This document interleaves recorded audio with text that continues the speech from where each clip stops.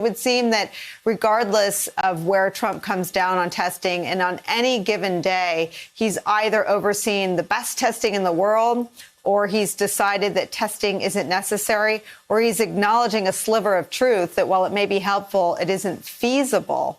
Testing remains, for the business leaders, even some of the ones that he's tapped, the number one hurdle for even contemplating putting workers back into the workplace. Yeah, Nicolle, no matter who you talk to, whether it's business leaders or even lawmakers on Capitol Hill, who my colleague Leanne Caldwell is reporting today on a call, told the president that testing was going to be extremely important as he tries to open the country. And despite everything we've hear from the president, what we've learned is that the White House is trying to figure out a way to somehow really ramp up testing. And they're looking at a number of different ideas, such as partnering with big tech companies to try to scale testing up to as much as 3 million tests a day. Now, some administration officials say that number is way too high, and that's an expectation they don't really expect to meet. But they're sort of casting about to try to figure out how to scale up testing. All the while, the president says publicly that testing is going really well.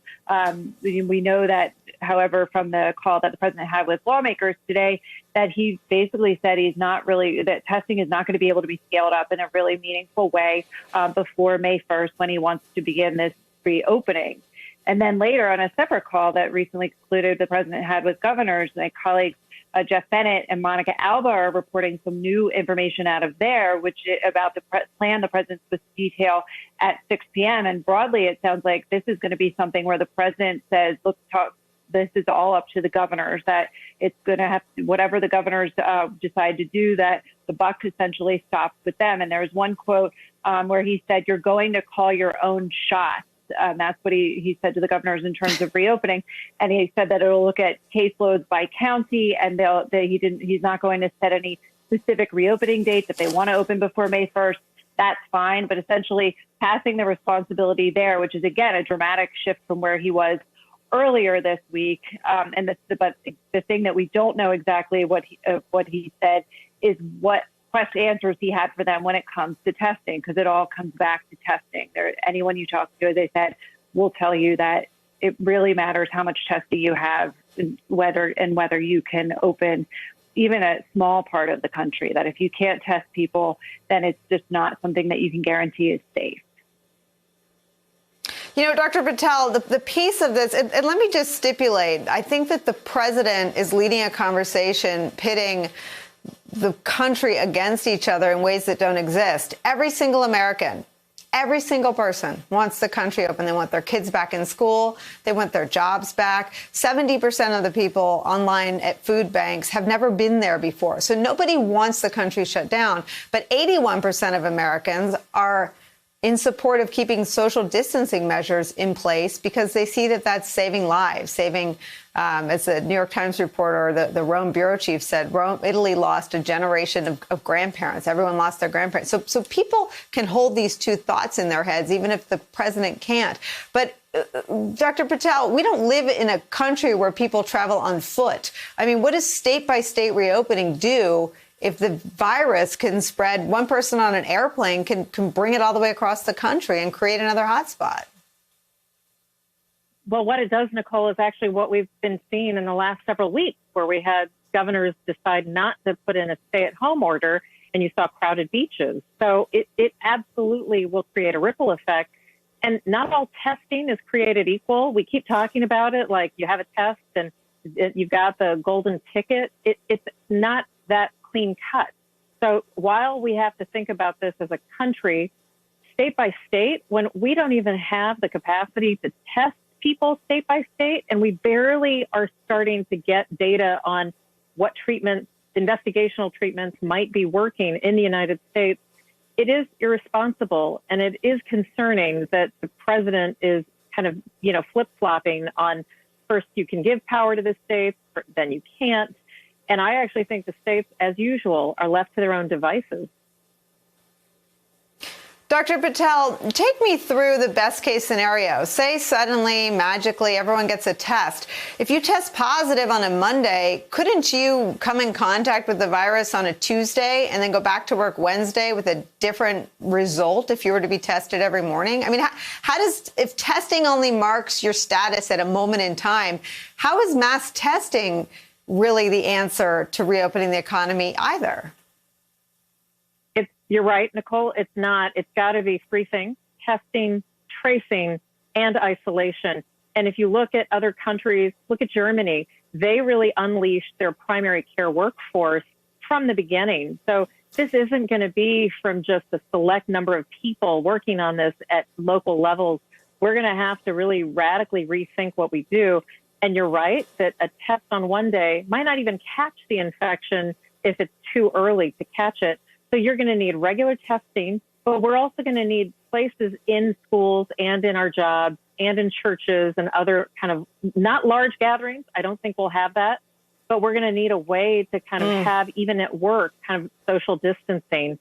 And honestly, there's no guidebook for this. Not even in medical school did we ever learn anything about this. So we're kind of making it up, but we're using science to inform us, which the president doesn't seem to want to do.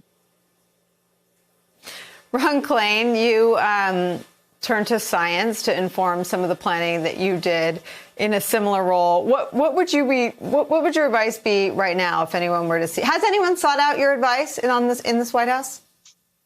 I've had some conversations with some folks in the administration who are career people who I used to work with on the Ebola response. You know, Nicolle, what I'd say is that tell us about them. What have they asked you? Well, I'm going to keep those conversations confidential. I don't want anyone to get in trouble with the president. But look, the point here is this. I think that the advice is the same as what Dr. Patel just said. We have to test a lot more. And it's interesting to me that, as a matter of math, our progress towards the goal is not going to ever get there because we're going backwards. We're going to test fewer people in America this week than we did last week. We're not on a path to solve this problem. We're on a path to make this problem worse. And that's because the president doesn't want to take leadership of these tests. He said that the tests are up to the states, and the states don't have the power, the ability to direct the manufacturers to make the different components. As Dr. Patel alluded to, these tests are complicated. It involves test kits, the swabs, the reagents, parts for the test processing machines. Very complicated. Unless the president uses the Defense Production Act, steps up, takes over, drives this, we are going to see this continued miasma on testing that is not going to get better. Ron, what would your advice be? I won't ask you to put any of the people that have reached out to you on the spot, but what would your advice be for how much of the testing solution to own? I mean, South Korea, and we talk about this all the time, they took a very different approach. I mean, many more people were tested, there were quarantines, there were fever clinics, even in China, a lot of those measures. If Donald Trump's goal is reopening the country, there's no way around those sorts of measures. You can only go through them, where you test people, you separate them, and you stamp it out that way. What would your advice be in terms of how much of that solution the White House should own? Well, Nicolle, I think this is a real paradox because I think the two halves of Donald Trump's brain are at war with one another.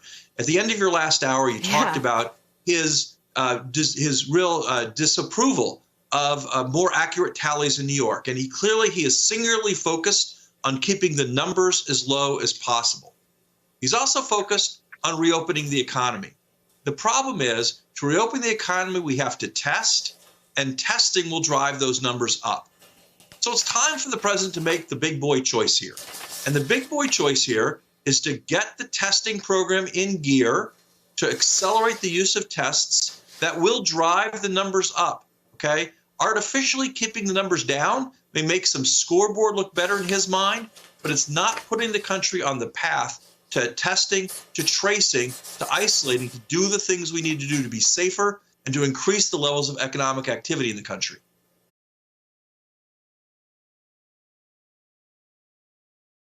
Hey there, I'm Chris Hayes from MSNBC. Thanks for watching MSNBC on YouTube. If you want to keep up to date with the videos we're putting out, you can click subscribe just below me or click over on this list to see lots of other great videos.